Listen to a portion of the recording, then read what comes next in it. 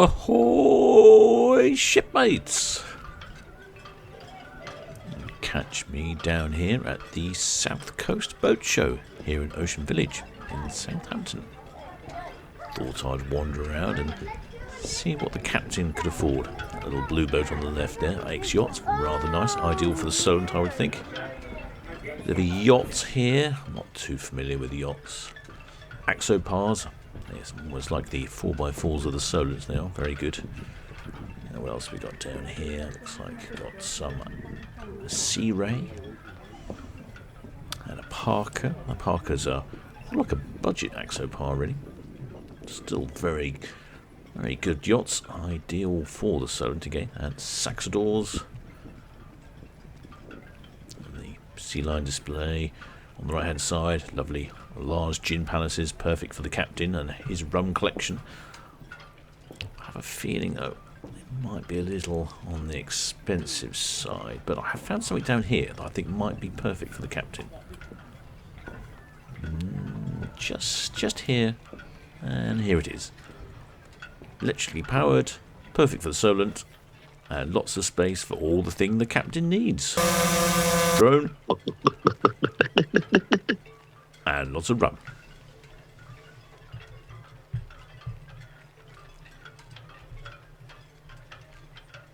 Right then, shipmates, let's get back to something a little more realistic than the captain's next boat purchase.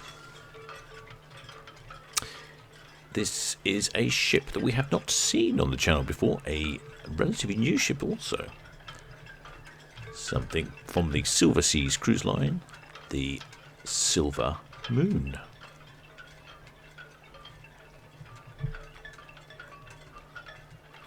Now we have had a few SilverSea ships in port. I believe this is the first time the Silver Moon's come in. Certainly the first time on the channel, first time I've droned it. It's quite a small ship, as cruise ships go. And I can't actually find out a lot of information about her, so I'm going to have to guess or make it up. I can tell you that capacity is just a cabin under 600 passengers with a crew of 411. So that's a pretty good crew to passenger ratio there. Conditions in port today are a little breezy, hence all those ripples that you can see on the water. We are a little bit past sunrise time, so we're not going to get any lovely sunrise pictures, but there is some cloud formations in the sky and a bit of blue sky back there and some bright light coming inside. Nonetheless, I think we'll get some reasonable pictures while we're out here. I couldn't decide then for a minute which side to go. I was looking straight down the barrel of Silver Moon and I thought I'd better move, otherwise she'll run me over. So I couldn't decide which way to go, whether to go on the starboard side or the port side, but I've urged towards the port side here because I had a quick look around in the sky and see what was going on, and the cloud formations looked a little better over here on the port side. Now, something I mentioned earlier, I said that the Silver Moon was a relatively new ship, and in fact she was built in 2020. And when I first saw her, I have to confess, I thought she was much older.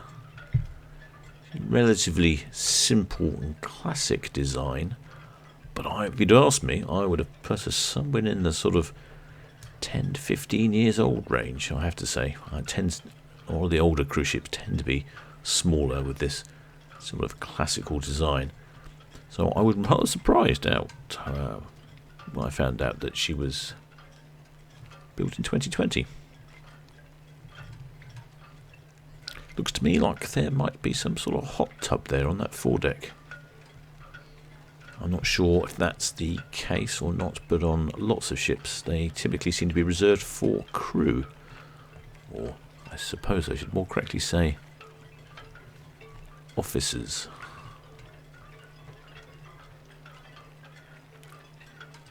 Right, I think we've got some reasonable formations in the back here. I'm just lowering the drone to try and get the right sort of height I don't like this superstructure to crash through the horizon in the rear.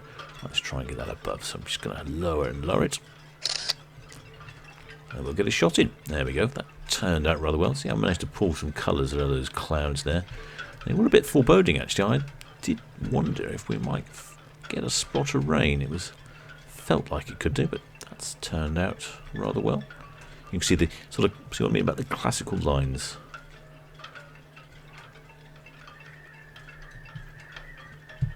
It weighs in at 40,000 gross tons. She is in fact the largest ship on the SilverSea's fleet. Hopefully I wasn't too dismissive about her size earlier. The design ethos is the small ship intimacy with, I think it was 8 restaurants on board. Yeah. They're particularly proud of their SALT program, which is Sea and Land Taste.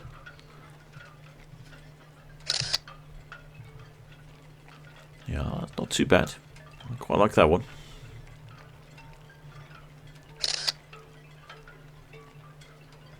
Do you know what? I think I prefer the other one this time. I liked these. I could see the lines running away down the side of the ship of all the cabins. I thought that was quite good. You can clearly see the Silver Moon name here on the front and the bulbous bow there. Bulbous bow, sorry, down right there, down at the bottom. It also looks like there's a spare anchor on top as well. I'm sure I've seen a ship with a spare anchor before. Perhaps it's normal. Silver Moon is catering for the more luxurious end of the market. All cabins are suites. All look rather lovely, I have to say. Having a quick look on their website. There are a number of dining options. In keeping with their salt theme, they have a salt bar and a salt lab. There's also a casino on board as well. There's the Dolce Vita bar, a fitness centre, which I suspect I will never visit. An observation library. Beauty spa. Again, I don't think the captain needs the beauty spa. Connoisseur's Corner. Now that sounds like somewhere fit for the captain. An arts cafe, boutique, and what we can just about see here is the pool deck and the jacuzzi right on the top of the ship there. Didn't read if it was an adult only ship, but from my quick look I would say it's not exactly a child friendly ship. Probably suits shipmates looking to cruise without the annoyance of children running around. Classically has the tiered terraced stern. There we go, got a nice shot of that there. That looks pretty decent, doesn't it? Not such good colours this morning though. That's the trouble with the all cloudy flat light. Has what would be described as a duck's tail on the stern at the water level. Supposedly that aids hydrodynamic efficiency. I think my father would probably call that a DA. And for you of a certain age, you probably know what that means.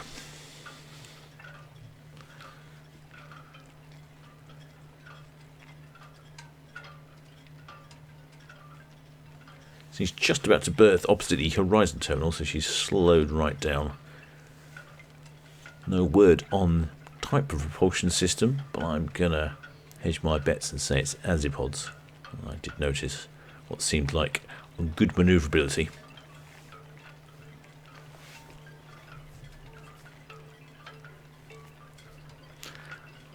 There's also a Venetian lounge on board, which has the theatre and music. Essentially, it's all of the classical amenities of a cruise ship in a smaller package. There you go. You can see the propulsion from the stern there is coming straight out of the starboard side. That would only be possible with something like azipods, which are where the propellers spin round like shopping trolley wheels underneath the ship. With conventional shaft drives, the propulsion is mainly forwards and backwards. So you just go to spin round to port side 2 at the Horizon Terminal. The South Coast Boat Show that I was at earlier at the beginning of the film was just down Ocean Village. I would say it was quite good. It's actually open to the general public, so there were no charges involved, unlike Southampton Boat Show. It was great to see all sorts of members of the public wandering around, and the operators of the vessels were quite good about letting people on and off the ships. And if you had some children and you wanted to show them what boating could be about, there were some very large sunseekers down there, but there were certainly also some more accessible types of vessels and kayaks and equivalents, and similarly small related marine items. Quite a good day out, in fact. I think I might pop down there once I finish this film and just wander around again, see, make sure I didn't miss anything.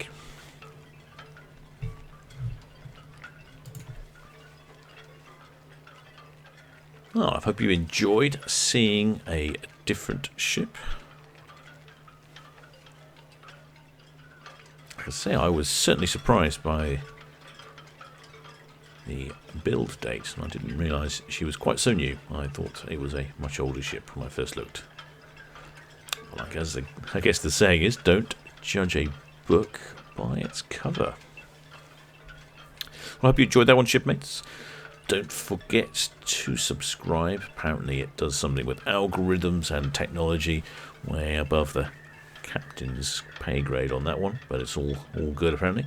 Instagram, if you're interested in the pictures, you can find them. And just a quick thank you to all the PayPal donors, Patreons, and members of the channel.